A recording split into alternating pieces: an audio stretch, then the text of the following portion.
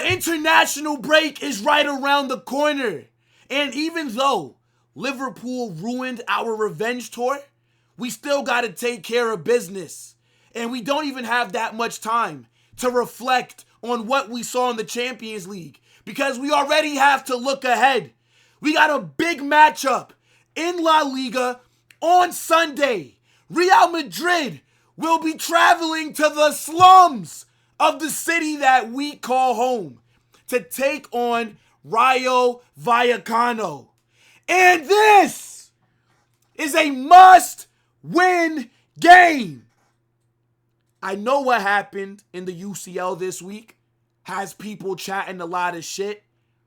But in La Liga, don't forget who daddy is. Don't forget who's lonely at the top.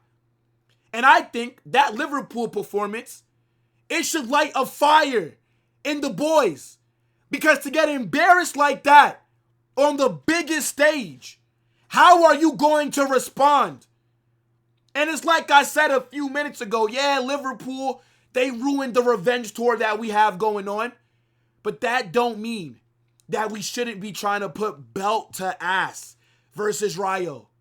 Let's not forget, if I'm not mistaken, last season, we went to their ground and they took points off of us. Man like Issy Palzone, Johnny Sins, Mr. Clean, cooking us. I need revenge. I need to go into that international break with 3 points. I need to go into that international break with a comfy lead in first place. So we got to get into it. I need you to get in the comment section. Let me know what you're saying for this match.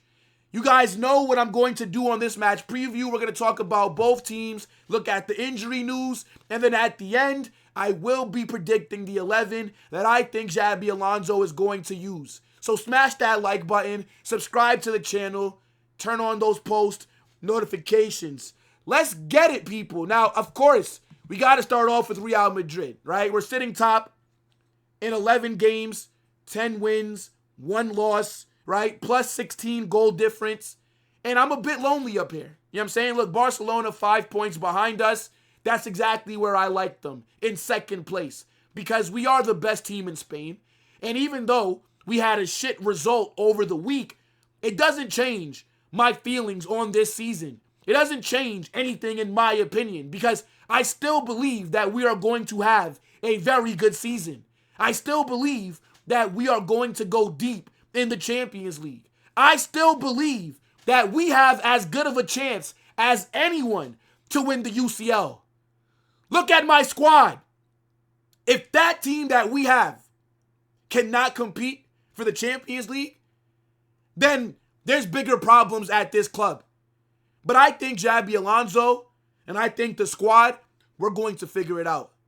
And I think a nice way to bounce back is by winning this weekend. Now, beating Rayo Vallecano is not this huge accomplishment. It's definitely not going to make us forget what happened at Anfield. But it just shows that the mentality is right to bounce back. But yes, we are top of La Liga, only 1 L, and that came in the Madrid derby. Now, we got to look at this Liverpool game because this shit right here was unacceptable. We are literally coming off of the worst performance of the season from us. This is way worse than the Madrid derby because at least against Atleti, we looked like a threat in that first half. We were able to score 2 goals. Against Liverpool, we did absolutely nothing. 1-0 is very flattering. This game should have been 4 or 5-0. Thibaut Courtois had the performance of a lifetime. I know Liverpool fans hate this guy. Every time he goes against them, he cooks. He's the only reason why this scoreline makes it look like the match was a lot more competitive than what it actually was. Liverpool, for 90 plus minutes, slapped us. Mamardashvili, comfortable. Konate and Van Dijk having nothing to do. Connor Bradley, cooking my attack. Arda Güler, Jude Bellingham, no creativity. Xabi Alonso, awful man management. making his subs entirely too late. I'm seeing Camavinga on the right wing. What the hell happened this game? Housen, oh my days, this brother was shit. And of course, we concede from a set piece again. If this match would have went on for 500 minutes, I don't think that we would have scored. I don't think we would have scored. Not one time in this match did we look like a threat. This is the worst performance that we have had since the PSG game in the Club World Cup semifinals. Unacceptable. So we definitely need to see a response. And I'm not talking about beating Rayo Vallecano 1-0, 2. No. We need to put 4 or 5 on their heads. Now, I know that people are going to talk about the state of La Liga. I already told you guys, I don't care about the state of La Liga in the Champions League. As long as Real Madrid are winning and Barcelona are losing, I am happy. But let me know what you guys are saying about Real Madrid's form, because before that Liverpool game, we were on some really good form. This is why everybody was so confident heading into that match. And then now that performance has just kind of derailed all the good momentum that we've had. And traveling to Rayo Vallecano is not easy. So this is going to be a very tough game in a hostile environment. Now let's talk about Vallecano, right? Because I've not been paying attention to them all season. Now, when I scroll down, right, they are literally sitting mid-table. They are in 10th place. After 11 games, they have 4 wins, 2 draws, 5 losses. They have a -2 goal difference. 12 goals scored, 14 conceded. Now, the last time that I paid attention to them was when they played Barcelona. And to be honest, Joan Garcia had a masterclass. Rayo Vallecano were ripping Barcelona apart. They should have won that game if their finishing was better. So Barca struggled there. And I know that Barca aren't the best this season, but Vallecano gave them a run for their money. Like literally, Joan Garcia was looking like Thibaut Courtois versus Liverpool in that game. Vallecano should have one more win. Barcelona got very lucky. So I know that it's not going to be an easy ground to go to, like I said, right? We all know that Vallecano, and to be honest, their VAR wasn't working that game. Lamine Yamal got that Fugazi penalty. Nah, bruv. So, I mean, look, Vallecano have already played one of the best teams in La Liga. Let me see. They lost to Atleti 3-2. Their form in the last 5 games. So they have 2 losses, 3 wins. Actually, shit, their form, because his form's not been too bad. Like, they're actually starting to pick it up.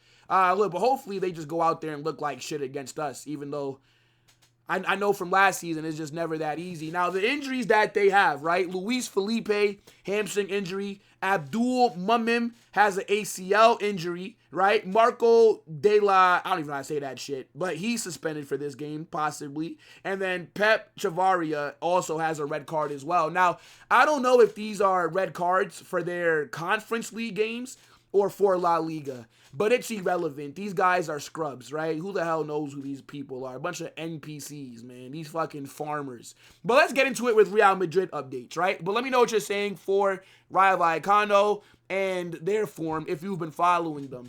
Now, Tchouaméni is injured. This news has been confirmed. He suffered an injury during the Liverpool match. They're saying that he will be out for the next 3 weeks. Now, this is what Real Madrid said, right? After tests carried out today, Tchouaméni, he's been diagnosed with an injury to his semitendicis muscle on the left leg. No idea what the fuck that is. But he will be out for 3 weeks. Now, I don't think it's that big of a deal, to be honest, right? Camavinga can do a good job at DM as well. Camavinga maybe is even a better fit when it comes to progressing the ball in Xabi Alonso's system. I think Tchouaméni's been on some good form since Xabi's taken over. I think he's been a crucial member of the 11, but I think having Camavinga step into his place, we will be just fine, right? Now, they're saying that he is going to miss the Rayo Vallecano game. He's going to be out for the international break, and then he's going to miss the first game back, which is against Elche away. And then he's questionable for Olympiacos in the UCL. Now, I think the international break being after this Rayo Vallecano match is a big boost for us, to be honest, because Tchouaméni gets 2 weeks to rest. Who knows? He might even be fit by the time we play Elche. He might be there against Olympiacos. So, again, it's a minor injury, but it definitely is something to call out. Now, there was also a scare with Fede Valverde because initially they were reporting that he had an injury. But after tests got carried out, right, Fabrizio Romano gave us the update. He says no injury for Valverde as tests confirm he has no serious issues despite the discomfort he felt at Anfield. They're saying that he's available for the upcoming games, and unfortunately, he's more than likely going to get called up for Uruguay, which sucks. But good news, right? Fede Valverde is not injured. Now, I'm hoping that he fakes an injury so that he does not have to go on national team duty. Now, here are some of the other injuries that we have, right? Franco Mastantuono, that news broke earlier that he is suffering from, what's the word? This is the same injury that Yamal is dealing with. But the benefit for Franco is that we don't need him to play. So he can fully rest, right? Whereas Barcelona have to run Yamal into the ground. Franco can sit out the next month, 2 months, fully recover, and come back 100%. So, that's another injury that happened this week. Danny Carvajal, he's out. Alaba still dealing with his injury. And then Rudiger is out as well. So these are the updates for the injuries with Real Madrid. Now let's get into the best part of every single match preview. And if you're still watching, big up to your damn self. Make sure that you guys smash that like button. Make sure that you subscribe to the channel as well. And let me know what you're saying about my predicted 11. Now, I don't want to see the back four. I think the back three is what best suits Real Madrid right now. But is Xabi Alonso going to do that? I'm not sure. So I think he will be in the back four until I see otherwise. And I think it's going to be a 4-3-3, right? Now, follow me, chat. Obviously, we are not going to rest players, right? Like, you have to go strong. It's the last game before the international break. So Courtois in goal. Now, at right back, seeing that Valverde felt discomfort against Liverpool, I don't think he should start this game. I think it's time to see Trent back in the 11, right?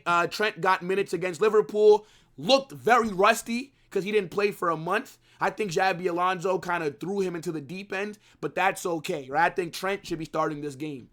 I think, I believe he'll start Militao. And then next to him, I do think it's going to be Housen, who needs to have a bounce-back performance, bro. This guy, Dean Housen, was arguably our worst player against Liverpool. And I like this guy. I think he has high potential. But in the big games so far, it's just been very mediocre. At left back, I'd go Alvaro Carreras. I think he's been on some decent form. I think he was maybe our second best player against Liverpool. Did a good job against Mo Salah. Now in midfield, I'm saying Jude, Camavinga,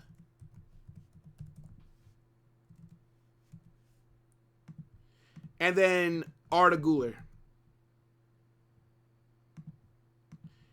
On the left, Vinícius, even though he didn't have a good game.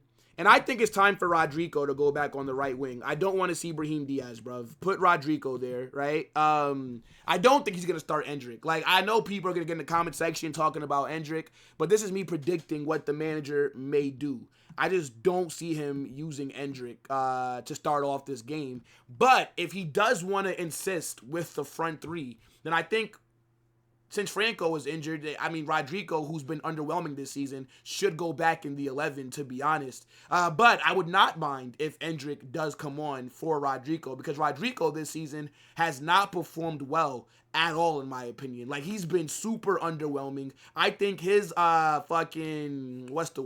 Rodrigo's value is tanking as well. And then, look, we all know that it's going to be Mbappé in the 9. I think we're going to go strong. This is the 11 that I want to see in this game. I think it can work. I think we should be able to get back to winning ways.